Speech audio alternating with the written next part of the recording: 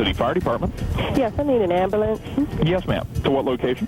In the 4300 block of West Bay Avenue, there's been a vehicle accident involving a tank truck. Okay, ma'am. Do you know if anyone was trapped in the vehicle or thrown from the vehicle? I can't see from where I am. Okay, and you wouldn't happen to know if any hazardous materials are involved in the truck? Okay, all I see is something leaking from the vehicle, but I can't tell anything from here. Okay, ma'am. I'm going to get the paramedics and the fire department on the way. That's the 4300 block of West Bay Avenue. Yes, sir.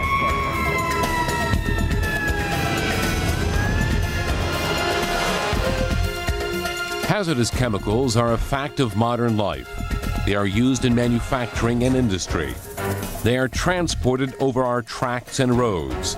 And they are used in homes, workplaces, pretty much everywhere. While, in general, chemicals are stored, handled, and transported safely, chemical accidents can threaten our health and safety. Knowledge of existing local hazards and potential hazards, as well as careful planning by the local community, are essential to controlling this threat. To meet this challenge, Congress created a vital tool, the Local Emergency Planning Committee, or LEPC.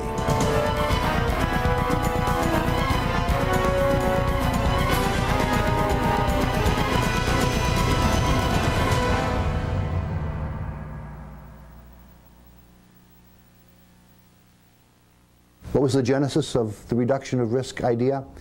Bhopal started it. An aldactyl release in West Virginia continued it.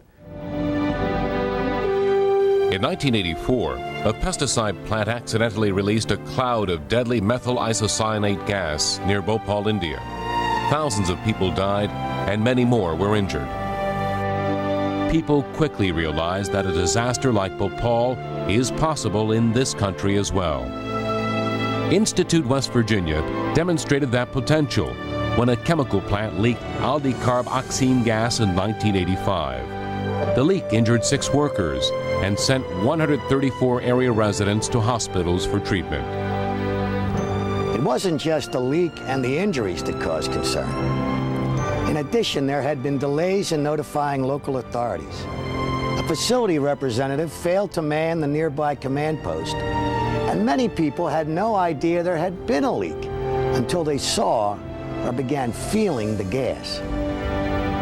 Congress held hearings, and 5 of these CEOs from the major chemical companies appeared, and in answer to the question, could Bhopal happen to America, in America, none of them could assure that it would not. As a matter of fact, all of them said it could happen here. Major chemical accidents are very rare, but can be very deadly, and they don't occur just in factories. In 1947, a ship loaded with 2,300 tons of highly combustible ammonium nitrate fertilizer caught fire and exploded, killing hundreds in Texas City, Texas. And in 1978, in Waverly, Tennessee, 2 derailed tanker cars filled with liquid petroleum gas overheated and exploded. The 1,700-degree fireball killed 16 people and burned scores of others. The Bhopal and Institute accidents led to federal action. The Emergency Planning and Community Right to Know Act of 1986. Now, this act established requirements for businesses and governments. It mandated emergency planning for the prevention of and the response to hazardous chemical releases. It established the community's right to know about existing chemical hazards. And it created LEPCs to help achieve those goals. Unfortunately, in addition to chemical accidents, we now face the possibility of intentional chemical attack. In 1995, Japanese terrorists released deadly sarin nerve gas in a Tokyo subway. 12 commuters died, and over 5,000 were injured. And it was gradually sinking into us that this was something more widespread than just an isolated accident in New York. And when the news came that the plane had hit the Pentagon, we realized that this was something that was going to touch all of us. We've now all been alerted to the fact that some things that we otherwise would have thought were unthinkable have to be thought about. In addition to federal action, this new threat will also require a local response, and the LEPCs are the people who will be able to make sure that their community is ready to deal with whatever may come up.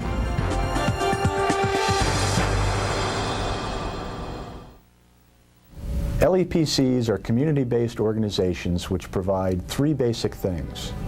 First, they're a forum at the local level for discussions about and a focus for action in matters pertaining to hazardous materials planning. Second, they're a clearinghouse which provides local governments and the public with information about possible chemical hazards in their community. And third, and perhaps the most important, is that they're a link that helps citizens, government, and industry work together. Although there are exceptions, LEPCs usually have jurisdictions that cover counties. People who belong to LEPCs include first responders, such as emergency response personnel, law enforcement, firefighters, and hospital personnel, as well as local and state government officials, the media, industry officials, environmentalists, community groups, and ordinary citizens. These people are most familiar with the hazards in their community and, as local citizens, tend to be the first responders to any chemical emergency. And by having these folks involved in emergency planning before the emergency occurs, it best ensures a productive and effective effort if an emergency actually occurs in your community. I live in the community, I have children, I have pets and animals, and like virtually every citizen in the country now, the environmental health and safety is a major concern. EPA works closely with the LEPCs to provide them the tools they need to get their job done. We have tried to do the best we could to ease the burden of the local community by providing guidance. A lot of publications, Chemicals in Your Community was one of the most famous ones. We've provided a cameo system for dealing with recognition of risk on and off site. We have some plume modeling with Aloha, Marplot, and Cameo, which makes it a really easy, efficient way of getting information. It's just a whole lot faster than using books. We have a frequently asked question documentation that we publish. We have a very aggressive website that encompasses a tremendous amount of information on all aspects of chemical accident preparedness, prevention, and response. Just to know that you can pick up the phone and call someone in Washington and get an answer, it goes a long way toward helping you make your plans, determine how you're going to handle things, and what steps you're going to take to prevent future problems from occurring.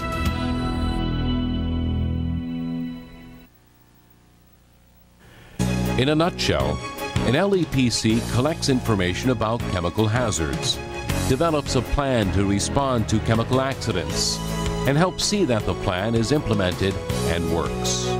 At our LEPC, we've identified hazardous chemical sites in a number of ways. Some are very obvious. You can drive down the street and see a big chemical facility, and obviously that would be one site.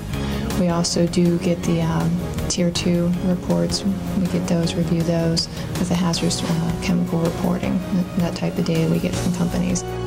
Our fire department within the city visits, at least they try to visit annually, every structure within the city. Some of our other, maybe non-obvious chemical hazards have been brought to us by members of the community. By having our LEPC, we've been able to garner and get a lot more information from the various businesses and industries in our communities that we weren't able to in the past. By law, facilities making, storing, or using hazardous chemicals are required to provide information about the types and amounts of chemicals present. LEPC members visit facilities in their communities to identify potential hazards, as well as to study the facility's plan for responding to an accident. In addition to fixed sites, LEPCs are concerned with the transportation of hazardous chemicals. Basically, Breezewood is considered the town of motels. It's the intersections of Pennsylvania Turnpike, Route 70, Route 30. How many trucks could pass through in a day's time would be probably tens of thousands of trucks. The truck stop you see behind us in the last year, we've had 3 incidents already this year where we've had to have involvement of hazardous material response team. LEPCs take the information gathered from surveys and other research and organizes it, often using a computer database. This particular facility that we're looking at here right now is a major steel producing company, and currently our EHS chemicals which are stored there are ammonia, pyrene, hydrogen sulfide. It also talks about the emergency management coordinator for the municipality, as well as what Allegheny County hazmat team gets dispatched to the call.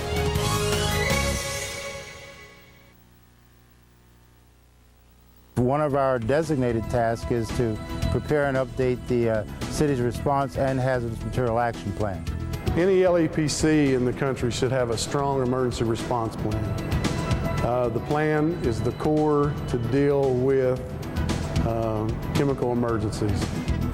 And I think that from a hospital viewpoint, emergency planning is so important.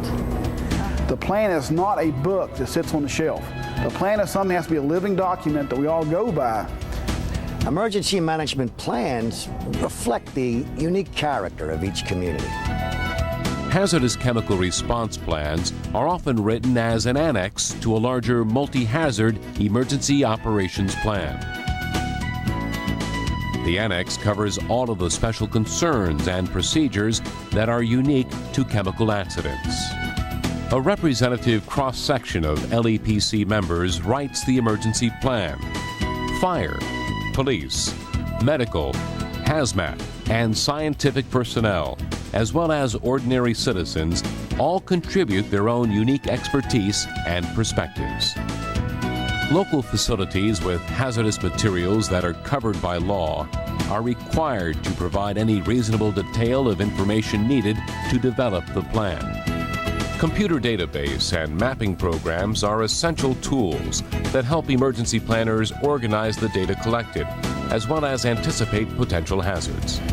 For example, you can mark out your risk assessment. This particular community is the one I live in. We show the lumber company, we show the railroad, we show the gas station. We have Sentinel Trucking, which is part of DuPont. We can show our evacuation centers. That's here with the E's. Having analyzed the potential chemical hazards, LEPCs then assess the prevention, preparedness, and response capabilities of facilities, transporters, and the community. But a sensible plan will first identify the facilities in the community that could present a risk. It'll identify the processes to be used in emergency response, including in evacuation. It'll tell people what they should do. It will deal with the assets that are available in the local community to provide assistance. It will deal with the process that will be used by the medical community. It will deal with an exercise and training program over time.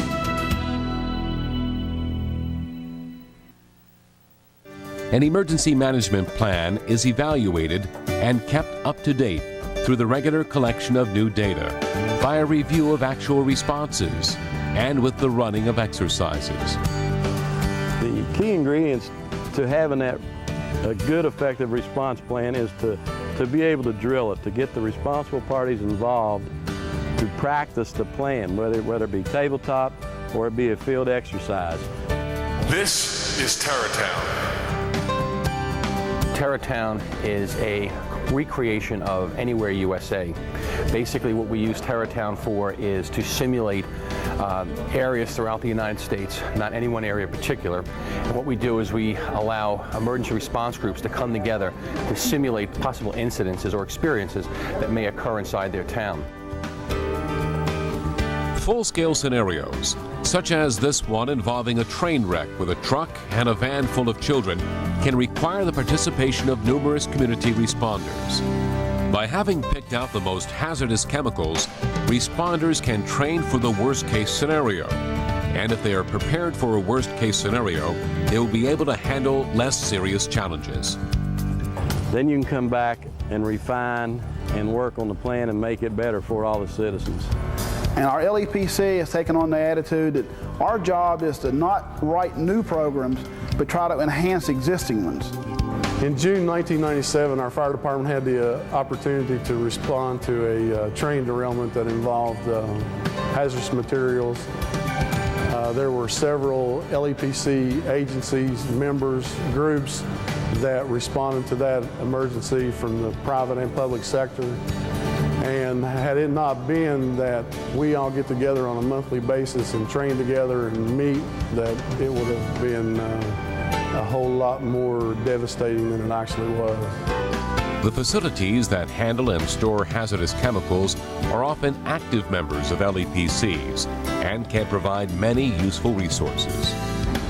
The building that we're in now is a building that was formerly occupied by one of our transportation units, and we felt that there was an opportunity to lease this facility to the LEPC of Erie County at a rate of $1 per year lease, and that would benefit the overall community.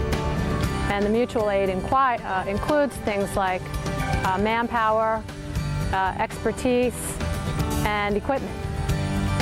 Spill cleanup materials, neutralizing agents, that kind of thing. Well, like I say, my job's 30% of that, so figure 30% of my salary is devoted to working within that organization.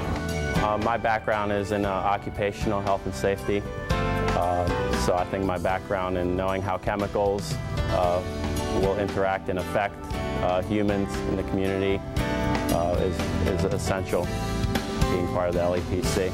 You've got to remember that some of these communities are not large. They may be in rural areas, and some of the few real technical people may be working at a chemical facility. Another valuable industry contribution is the American Chemistry Council's TransCare Whistle Stop Tour. This special train provides first responders with hands-on experience on everything they might encounter during a rail accident. We had tank cars from different chemical manufacturers with certified instructors in them to give us the insight on how the car is constructed, what the different things to look for on them, safety valves, features.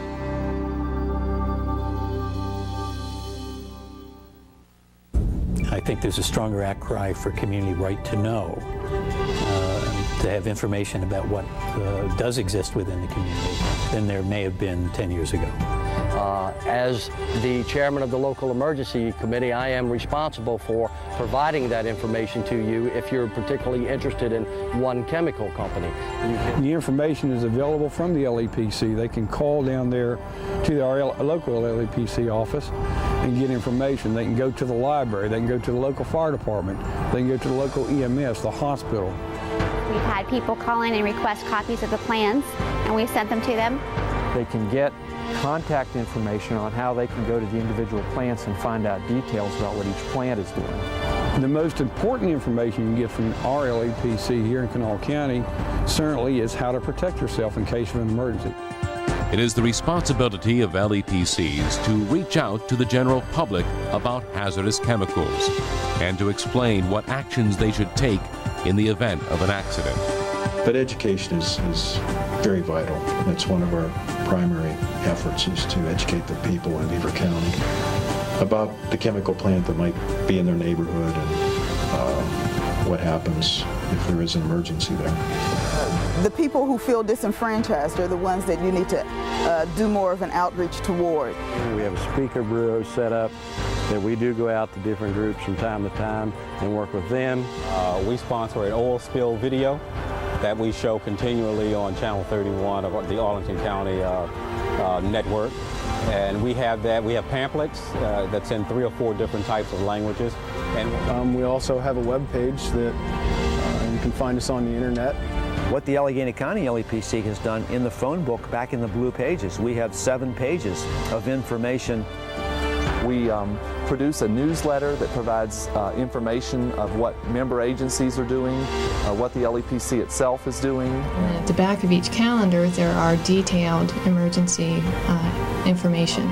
We have a bus here in the Kanawha Valley that has shelter-in-place information on the sides of it, and we've gotten tremendous positive feedback from that.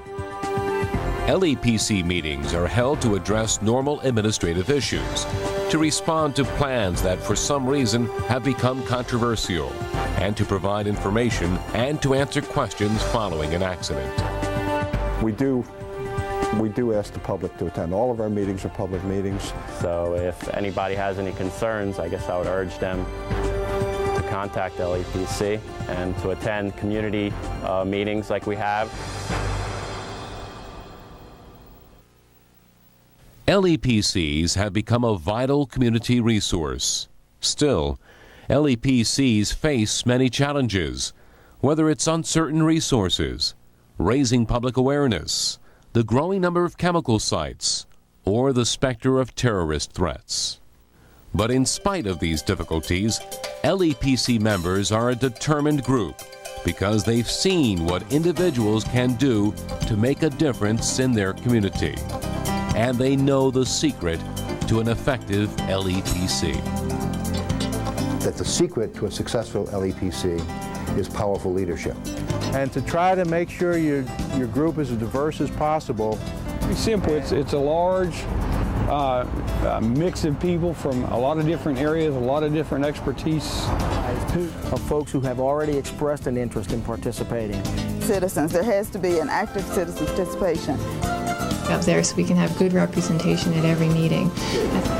Teamwork. I think teamwork is very important. Handled. And only when people are really honest and willing to communicate. Well, an effective LEPC is an LEPC that's very involved in the community. And those organizations need to have the resources, the financial resources, the training resources, the equipment, to really to do their job right. Perhaps LEPC should stand for Let Every Person Count. And now it's your turn.